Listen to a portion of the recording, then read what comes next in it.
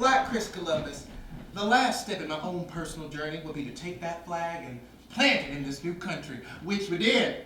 June 16, 2014, little Emily's 7th birthday. With this small act of love, the kingdom of North Sudan was created, and the news traveled quickly around the world, bringing unexpected fame to my average and humble family.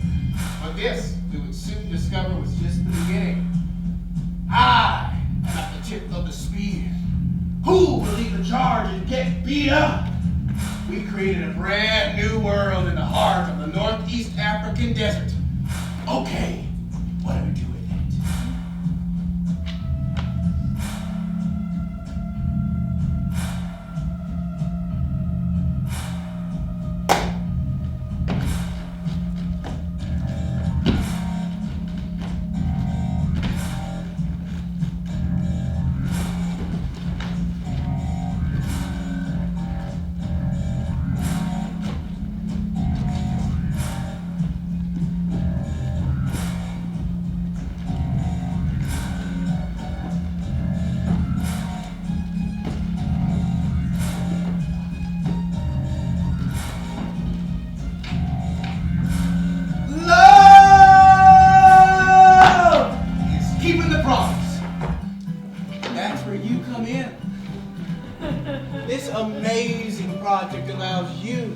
Directly involved in the next scientific milestone, ending world hunger. You see, Princess Emily said, there are hungry children in Africa.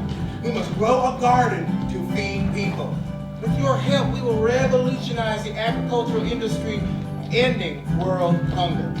Now, I'm no Rockefeller, I'm no Carnegie, so let's now turn to our crowdfunding campaign. That's right! Crowdfunding. This is everyone's country. I mean, it's mine. I am the sovereign king and Emily is the princess. But you are all invited to give. Now, let me introduce you to my good friend, Mohammed, the tour guide, who's going to tell you a bit more. Come on out here, Mohammed. Oh, don't worry, it's not immigration. Okay, come on out. Salam alaikum. Welcome. Yo, yo, yo, as they say in America.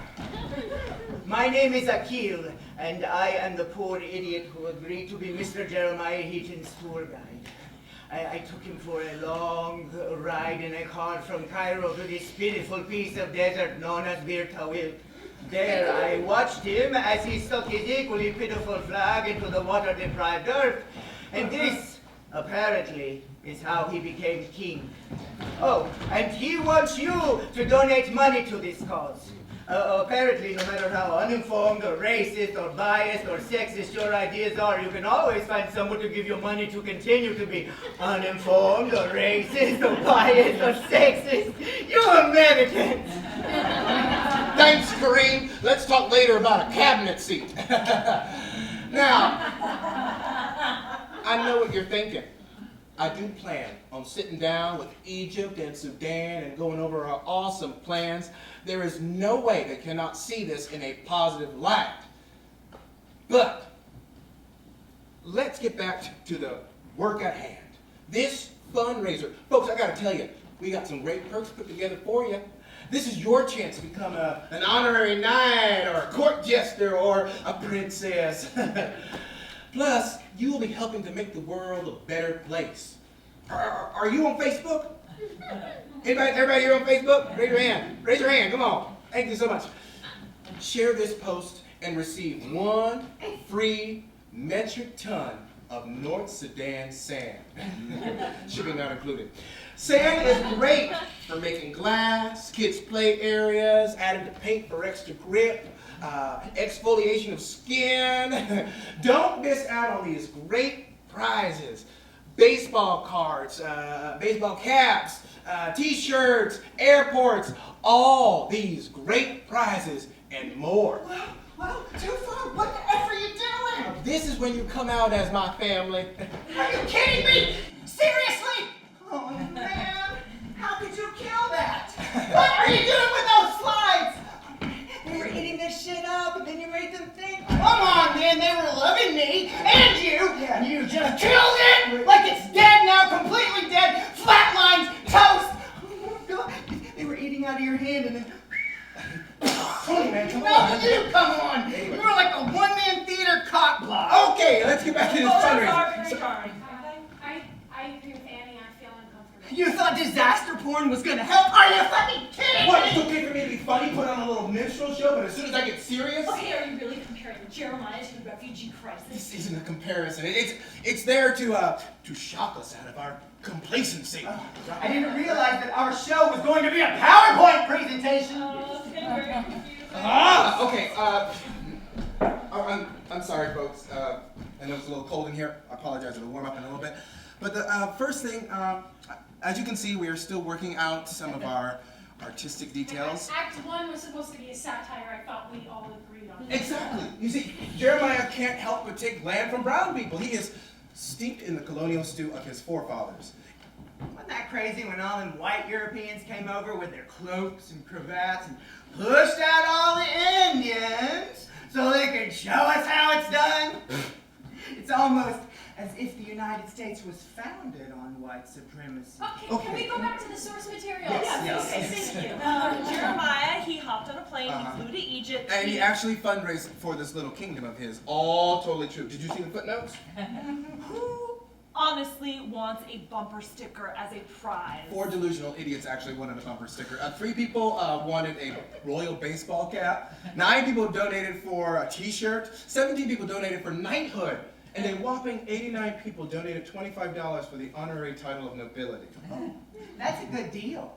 That's not So Jeremiah didn't want to front all the money for his monarchy. Big deal. I mean, theater companies do crowdfunding campaigns all the time. We did a crowdfunding Well, Yes, and campaign. now that we're is an effing completely different. kingdom. Yes, it's not too late to donate. Yes, it is. Oh, okay. He got an international notoriety. He booked a Disney movie deal based on his life story, and then he asked other people money to pay for it. Oh, and get this. He wants to grow a garden there to feed the world. There's no water there. There's no... And that's why we're here, to tear down this white savior complex. Yeah, I mean, I want to, I know. Does anyone ever actually get these prizes when you donate to these crowdfunding campaigns? Yeah, I mean, I did once, and then, you know, I felt really bad, okay? Because I made the artist send me their poster, and then I never hung it up. Here, you take her. You're motherly. So, Reg, you know, before the slideshow, you were great. Very compelling, like you really have stage presence. I think, maybe it's just a casting issue, you know? Slightly rotund, middle-aged, white man, played by an angry black man. I mean, throw in the historical figures just to confuse matters. Sure, I get it. He's from Virginia, the seat of the colonies, the origin of white privilege and colonialism. Personally, I think part Cherokee would be less jarring, more ironic. Plus, I'm from the South. So, guys, we're gonna take it from the top of the Conqueror's dance. This time we'll be dancing as the Heaton family. I'll play Jeremiah naturally. You guys, you're the other 2 kids. Oh my God. They must be so pissed. I mean, what are they gonna ask for? All righty, Chief. I'm at the tip of the spear.